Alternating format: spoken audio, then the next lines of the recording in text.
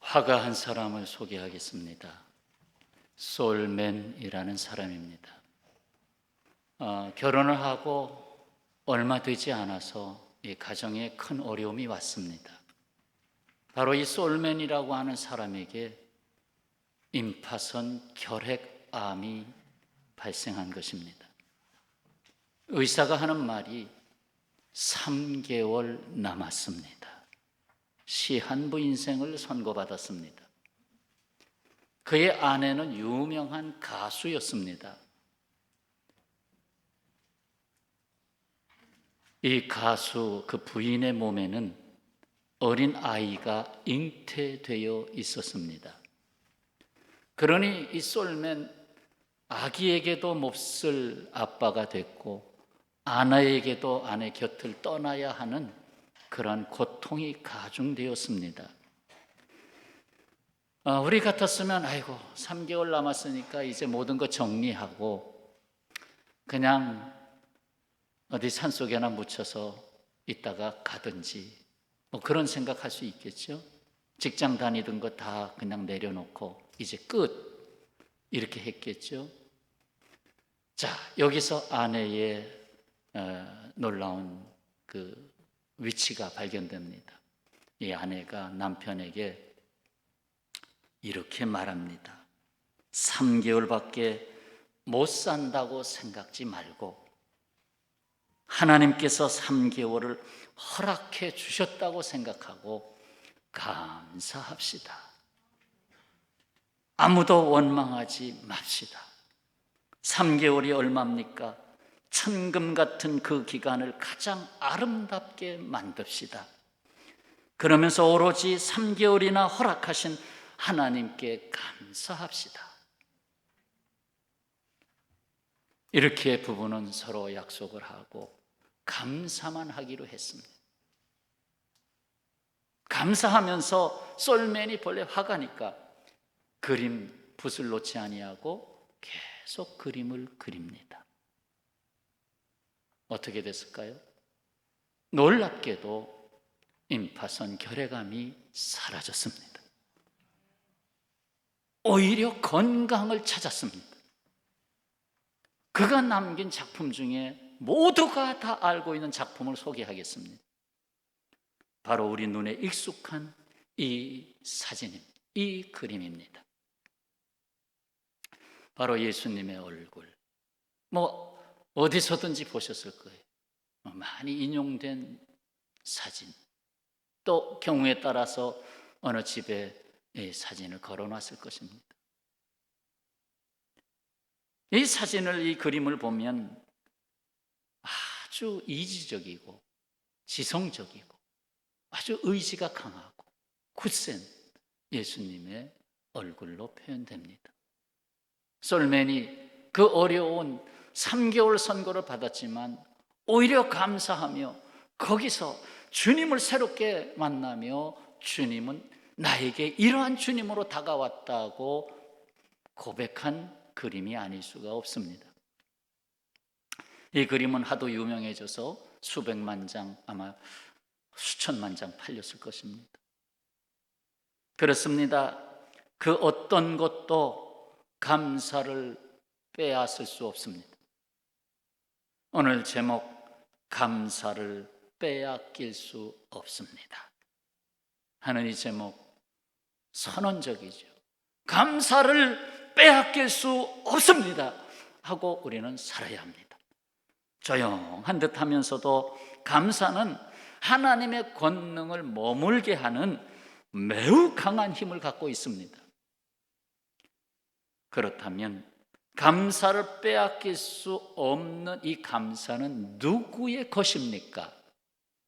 하나는 감사는 희생정신이 있는 자의 것입니다. 희생정신이 있는 자. 예를 들어볼까요? 종교개혁자 쯔빙글리가 하루는 스위스 산길을 걷고 있다가 영혼을 흔드는 감동을 받았습니다. 좁은 산길, 그렇죠? 이리 갈 수도 없고 이리 갈 수도 없고, 아마도 이쪽으로 가면 낭떠러지인 것 같아요. 그냥 겨우 한 사람 간신히 지나가는 좁은 산길. 근데 그 길에서 염소 한 마리가 저 위에서 내려오고 있고, 또 한 마리의 염소가 아래에서 위로 올라가고 있는데, 이 염소 둘은 비껴갈 수가 없습니다. 길이 좁아서 비껴갈 수가 없고, 어느 염소든지 하나는 떨어져 죽어야 될 겁니다. 야, 큰일 났다. 저 어떻게 되나. 그것을 지켜보고 있다가 감동을 받은 거예요. 올라가는 염소가 그 서로 이렇게 마주보고 있다가 올라가던 염소가 거기에 탁 엎드려 버리는 거예요. 그리고 위에서 내려오던 염소가 그 엎드린 염소 위를 밟으면서 내려가는 거예요. 그리고는 엎드렸던 염소가 다시 일어나 위로 올라가는 거예요. 야, 어떻게 이런 일이 일어날 수 있을까? 그래서 여기서 저는 하나의 포인트를 얻었어요. 그래, 감사는 길을 열어주는데 그 감사는 희생이 있는 곳에서 되어지는구나. 내가 먼저 희생하겠다, 내가 먼저 너에게 발표주겠다 하는 그런 희생, 예수님이 십자가에서 내가 죽겠다 그러면서 이 세상 다 망가진 세상에 범사에 감사하라는 그 뜻을 선포할 수 있었던 것은 예수님의 희생이 없이는 불가능했다, 이렇게 보는 겁니다. 내가 죽고자 하면 감사할 수 있고 그도 살고 나도 사는 것입니다. 여기에 감사의 기적을 낳게 되는 것입니다. 할렐루야. 자, 두 번째 사실은 감사는 어떠한 형편에서도 자족하기를, 곧 감사하기를 배운 사람의 것입니다. 어떤 형편에서든지 자족해야 한다는 훈련을 받은 사람. 그러니까 그리스도의 영이 들어가서 훈련 받은 거죠. 사도 바울이 바로 그 훈련을 받았습니다. 빌립보서 4장 11절 이하, 내가 궁핍함으로 말하는 것이 아니니라 어떠한 형편에든지 나는 자족하기를 배웠노니, 어떠한 상황에서도 자족하기를 배웠노니, 나는 비천에 처할 줄도 알고 풍부에 처할 줄도 알아 모든 일 곧 배부름과 배고픔과 풍부와 궁핍에도 비처할 줄 아는 일체의 비결을 배웠노라. 그렇기 때문에 내게 능력 주시는 자 안에서 내가 모든 것을 할 수 있느니라. 아멘. 어떠한 형편에서든지 자족할 줄 아는 자는 감사의 능력이 임하는 거예요. 사람들은 일반적으로 생각하기를 감사할 만해야 감사하지 않겠느냐고 말합니다. 아니 뭐 감사할 형편이 돼야 감사를 하지, 뭐 좋은 일이 있어야 감사하지, 잘된 일이 있어야 감사하지, 이게 일반 사람들의 사고 아닙니까? 그렇다면 그 감사가 과연 의미가 있는 감사입니까? 사전에서 그 감사를 지워야죠. 지우고 그 자리에 합당이란 단어를 넣어야죠.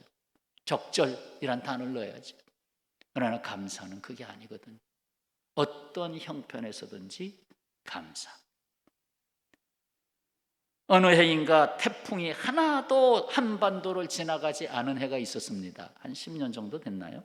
태풍이 하나도 지나가지 않았어요. 그러니까 농사 짓는 사람들이 얼마나, 야, 올해는 풍작이다, 올해는 완전히 뭐 예년보다 30% 이상 수확이 나겠다, 야, 올해 참 날씨도 좋고 괜찮다. 과연 박수 칠 일이었을까요? 그해 가을에 농부들은 울었습니다. 왜? 가격이 폭락했기 때문에. 풍부하면 더 감사가 넘칠 줄 알았는데 풍부하니까 오히려 역효과가 나가지고 물건값이 100을 받아야 되는데 60, 50, 40으로 막 떨어지는 거예요. 이거 뭐 수고한 거대로 얻질 못하잖아요. 그래서 많은 농가들이 그냥 밭을 엎어버렸어요. 갖다 팔아도 남는 게 없다. 엎어버리자. 태풍이 한 번도 지나가지 않았던 해에 있었던 일입니다. 그러니 사람의 생각, 지금 평안하다, 감사해야지. 그 평안하다가 감사가 과연 결론적으로 내려질까? 범사에 감사하는 생활을 회복하여 어떤 형편에서든지 하나님이 뜻하신 것이 드러나는 역사가 있기를 축원합니다. 세 번째, 감사는 누구의 것입니까? 하나님께 감사하는 자의 것입니다. 결국 하나님이 나를 이 세상에 보내셨고 이 세상을 창조하셨고 이 세상에 인생이라고 하는 것을 주셨다. 여기서 나에게 여러 가지 훈련을 하시고 결국은 나는 그럼에도 하나님께 감사한다. 하나님 감사, 하나님과의 관계성으로서의 이 감사. 오늘 본문 말씀 시편 50편 14절 감사로 하나님께 제사 드리며, 오늘 말로 바꾸면 감사의 예배를 드리며, 지존하신 이에게 내 소원을 갚으며 환난 날에 나를 부르라. 지금 환난 날에도 감사의 제사를 드리라는 거 아니에요? 환난 날에 나를 부르라. 내가 너를 건지리니 네가 나를 영화롭게 하리라. 23절 다 같이 읽겠습니다.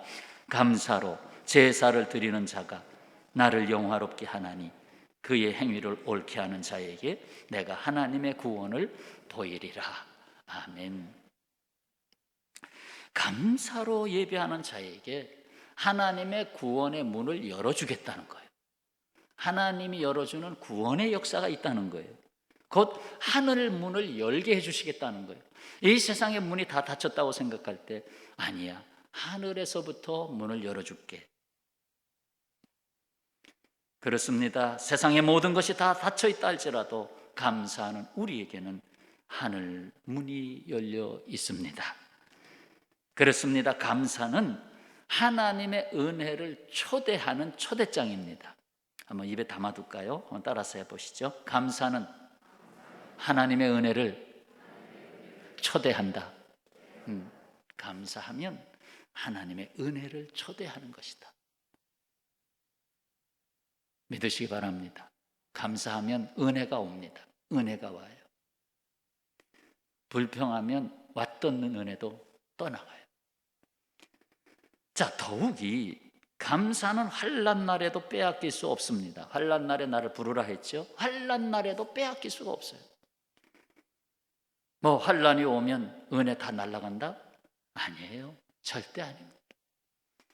구약 시대에 환난을 겪었던 욥을 생각해 보세요. 이 욥기에 나오는 욥은 원점의 감사를 한 사람이에요. 원점의 감사, 원점으로 돌아가자. 당시 최고의 부자였고 10명의 자녀를 둔 다복한 가정이었습니다. 그는 하루아침에 10명의 자녀 하루아침에 다 죽었잖아요. 그리고 자기는 문둥병과 같은 아주 죽음에 이르는 병에 걸렸잖아요. 자기 아내는 자기를 욕하고 하나님을 욕하고 죽으시오? 당신이 믿는 하나님 어디 있어? 뭐 사면초가 아닙니까?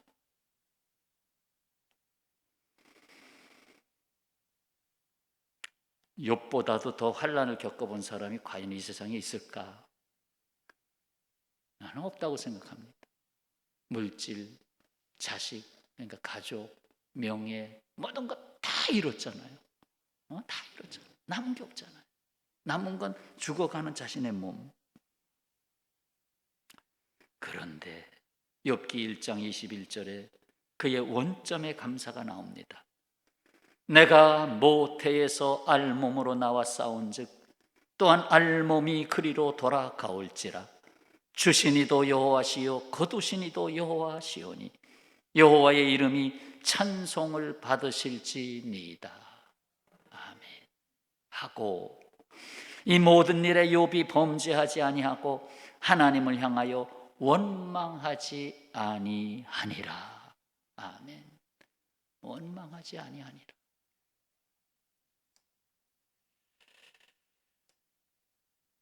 문학계의 거목의 한 사람으로 인생의 가혹한 상처를 수없이 겪었던 사람, 아들도 암으로 세상 떠나고 남편도 급작스럽게 세상 떠나고 가지가지 어려움을 겪어본 사람, 소설가 고 박완서 작가입니다.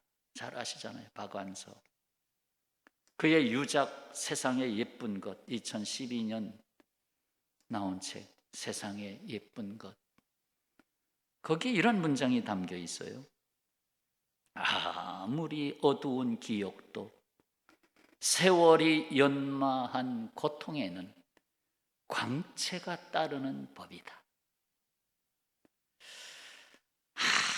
아무리 어두운 기억, 그저 지워버리고 싶어요. 그저 캄캄한 절망스러운 기억들, 한치 앞을 내다보기 어려운 기억들, 세월이 연마한 고통, 이게 고통이에요. 세월이 연마했어요. 이 고통을 세월이 연마하니까 거칠거칠했던 이 고통에서 뭐가요? 광채가 나오더라. 광채가 따르는 법이다. 예? 세월이 고통을 연마한다. 표현을 보세요. 인생이란 세월을 살아가는데 얼마나 많은 고통을 겪어오고 있습니까? 근데 거기서 광채가 있더라. 그렇습니다. 평안에서 감사가 아니라 고통 중에서도 감사를 배우는 것이 하나님의 주신 인생을 사는 것입니다. 아무 고통 없이 평안하게 살려면 인형이 되시면 됩니다. 그저 앞에 테이블에 올려놓은 인형, 고통을 압니까? 배고픔을 압니까? 인형이 되면 돼요. 그러나 하나님은 우리를 인형으로 만들지 않았어요. 자, 그렇다면 감사할 수 없게 하는 이유는 어디에 있습니까? 감사를 방해하는 요소들을 한번 생각해 봅시다. 하나는 욕심 때문입니다. 욕심. 사람의 욕심은 너무 높아서 커트라인이 없는데, 심지어 하나님조차도 사람의 욕심을 채울 수 없다는 말이 있습니다. 다 커트라인이 있어요. 대학에 들어가는 이번에 커트라인은 몇 점 다 있는데 사람의 욕심만큼은 커트라인이 없더라. 하나님도 어찌 할 바를 모르겠다는 거예요. 하나님도 그것에 대해서는 막을 수가 없었다. 이것이 인간의 욕심이에요. 사람은 어느 하나를 간절히 원하다가 그것을 이루게 되면 감사하면 좋은데, 그 다음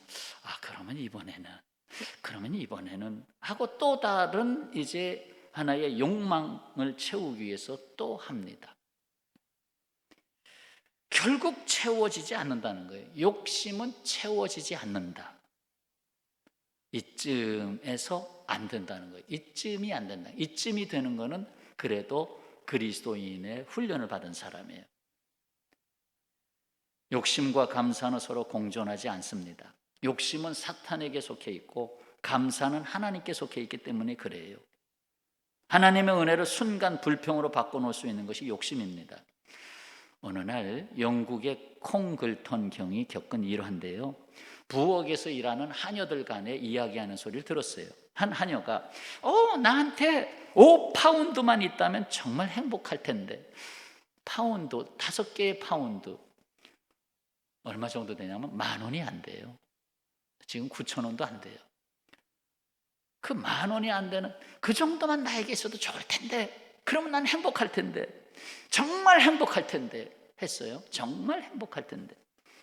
이걸 어떻게 다 듣게 된 이 콩글턴 경이 마음에, 그 5파운드만 있다면 저렇게 행복하다고 하는데 나에게는 5파운드는 아무것도 아니다. 그냥 동전 하나에 불과한 건데, 그래, 주자. 내가 한번 그거 얼마 안 되는 거 그냥 주자. 그러면서 주면서 이러이러해서 당신에게 드립니다. 그 경유 설명을 했죠.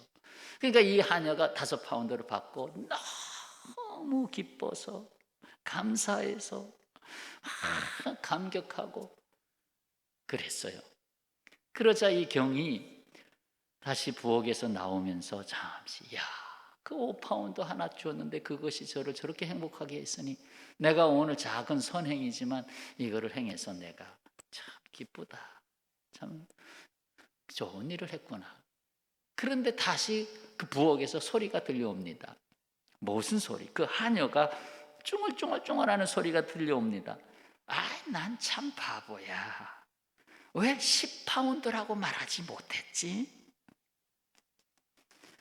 5파운드만 있으면 정말 행복하다고 했는데 5파운드를 받았어요. 그러면 감사하다.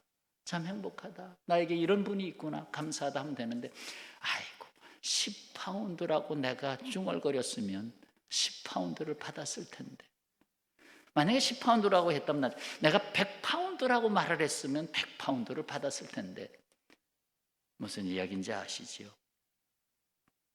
결국 이루었지만 금방 욕심이라는 게 또 튀어나와서 그를 우울하게 했습니다. 행복할 줄 알았더니 우울하게 했습니다.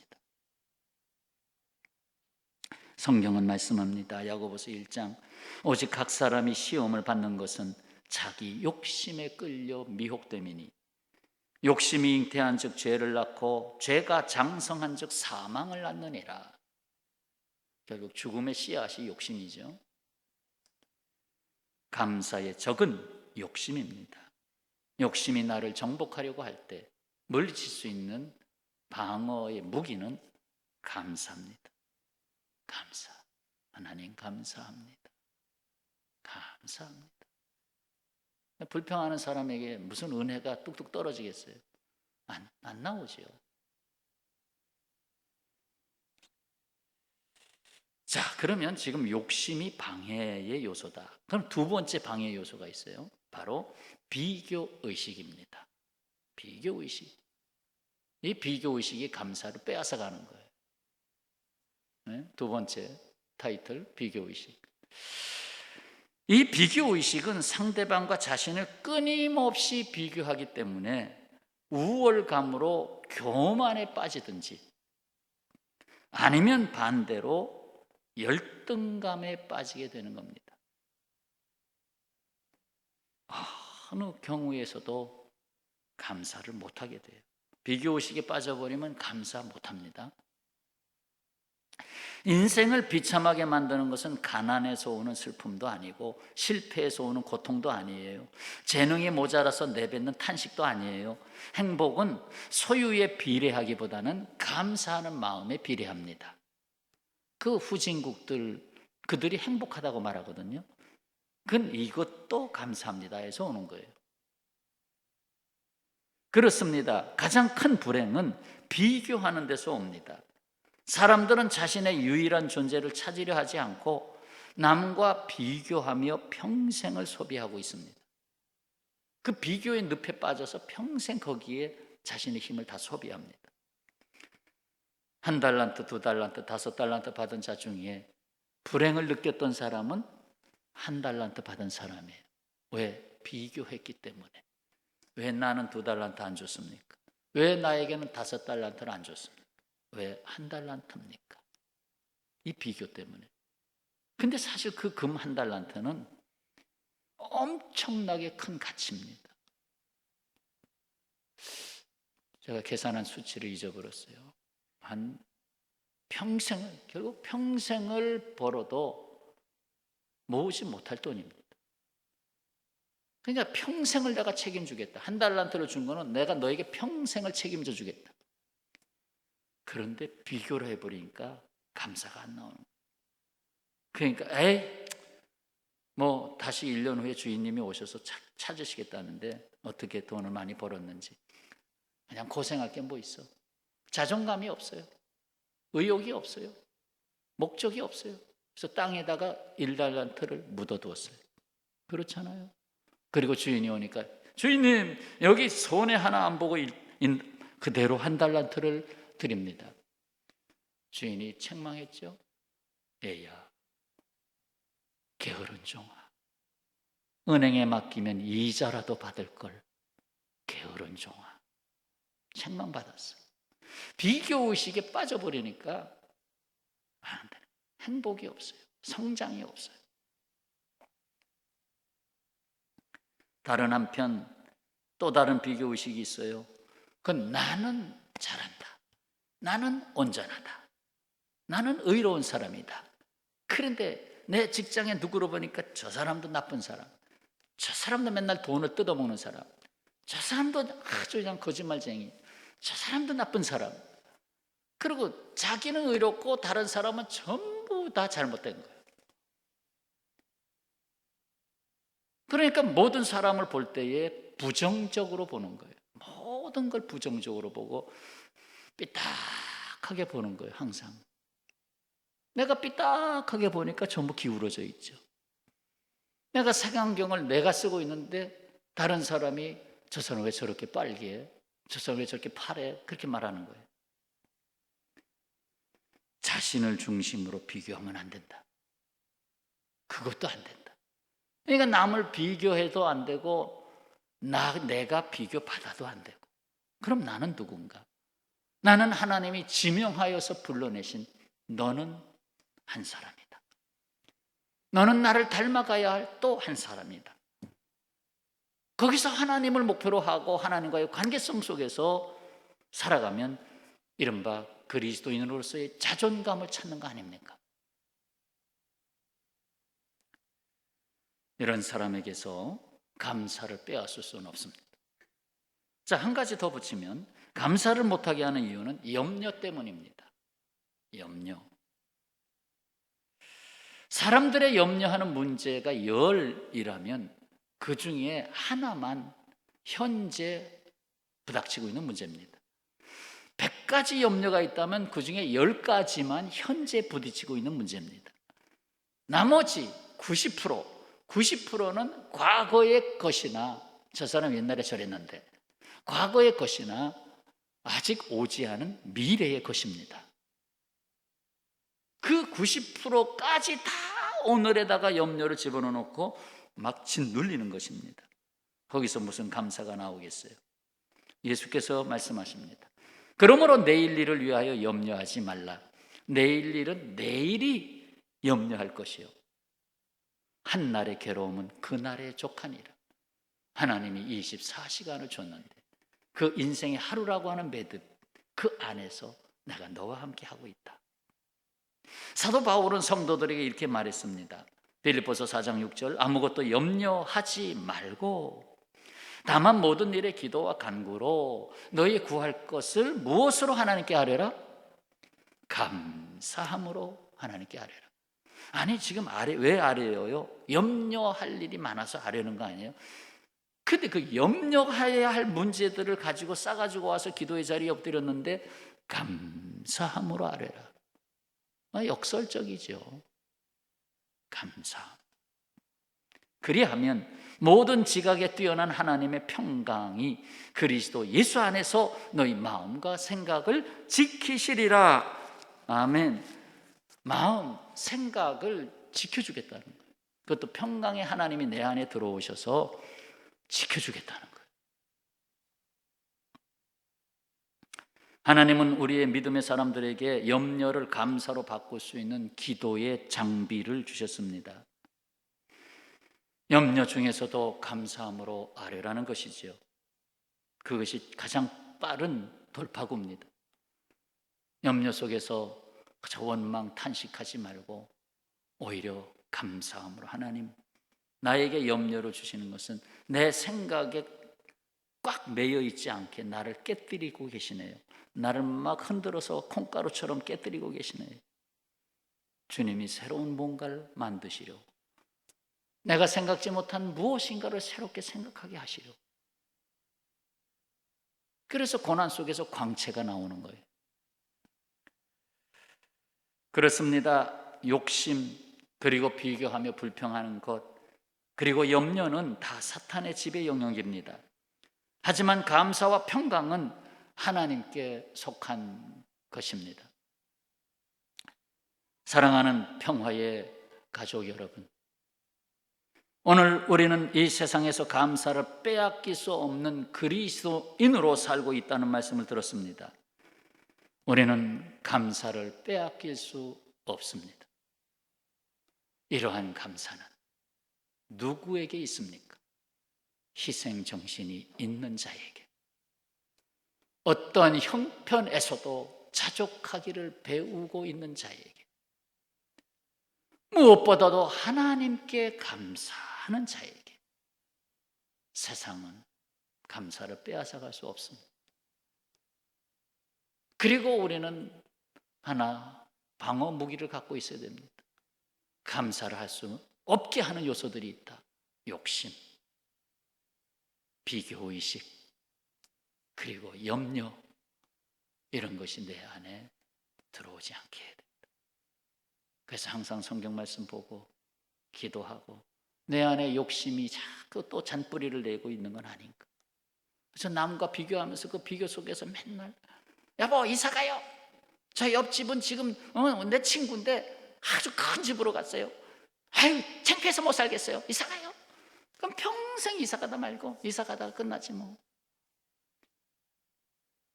과연 행복한 사람은 누군가? 감사하는 사람, 그 사람 안에 오직 예수 안에서 모든 것을 할 수 있다. 주님이 하시는 거죠. 내가 하는 게 아니라 주님이. 겉으로는 판단하지 말아야 돼요. 저 사람이 어떤 일을 하고 있는지, 하나님이 무엇을 칭찬하고 있는지, 그것은 하나님이 판단하고 계셔요.